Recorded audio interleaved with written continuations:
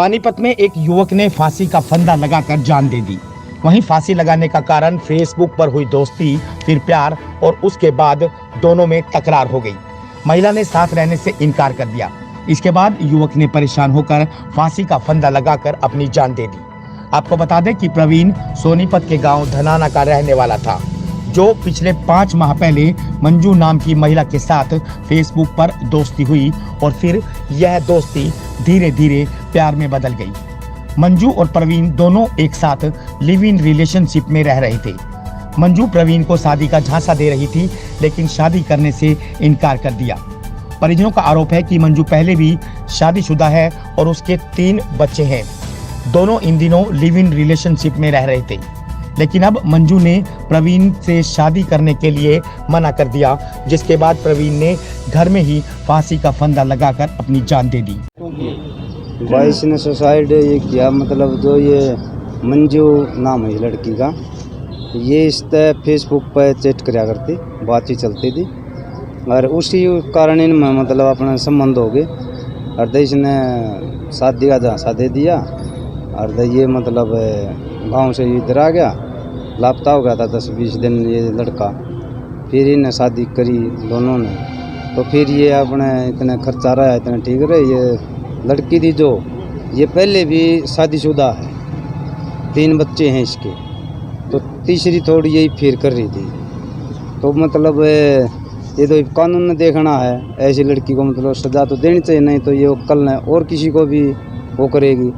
लेकिन कानून तो अगर लड़की का कुछ हो जाता है तो परिवार को भी अंदर कर देते हैं अभी तक। लेकिन ये लड़के का मैटर है, तो लड़की का कह रहे हैं कोई खोट नहीं है। अगर आप फांसी ली है, अपने आप तो फांसी कैसे ली है, ये तो दबाव में आके ली है, तो कारण तो लड़की हुई ना भाई साहब। ये इसको ले आई थी, फिर इसको छोड़ने की बात कर रही है।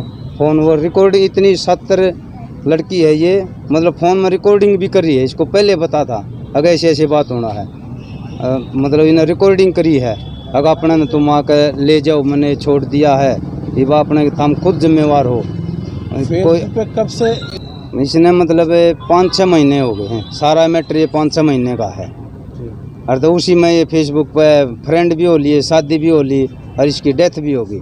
लड़के प्रवीण लड़का है, गांव धनाना का रहने वाला है, डिस्ट्रिक्ट सोनीपत है। अब क्या भाई साहब, अब तो पता ही नहीं था। अभी यहाँ थाने से फ़ोन गया तो ये एक जो ये अपने कंपनी है किस चीज़ की है वो, उसके ऊपर एक कोई छोटा रसोई टाइप में कमरा है, और तो उसके अंदर ये एक ही तख्त से उसके ऊपर ही सोते थे। टिकटॉक देखो उस बात का हमें नहीं पता, वो तो इनके फ़ोनों से ही पता लगेगा, क्यों जैसे इनका फ़ोन ना वो है। ये गई भी है एक बार तो वहाँ, लेकिन फिर वहाँ अगर क्या ना मतलब थाना में दरख्वास्त भी दी है, बड़ौदा थाना लगता हमारा।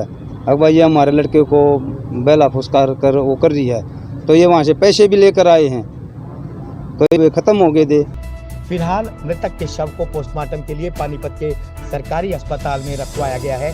वहीं पुलिस द्वारा परिजनों की शिकायत पर मंजू के खिलाफ विभिन्न धाराओं के तहत मामला दर्ज कर जांच शुरू कर दी गई है। सर कल हमारे को टेलीफोन द्वारा सूचना मिली थी कि वहाँ इंडियन बैंक बरसत रोड के सामने इसका तिलक का मकान है, उसमें एक किराएदार है, उसने फांसी लगा रखी है।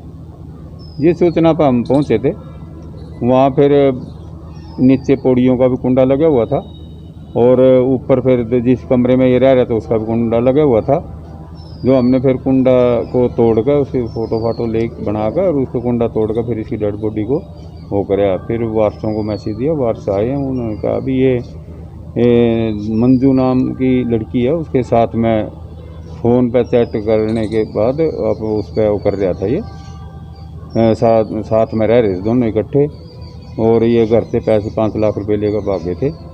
और इस काम में पूरा शक है कि इसकी द्वारा कोई साजिश है। क्या मुकदमा इसका 306-406 IPC का किया है जी, बाकी तफ्तीश में जैसे आएगा वो।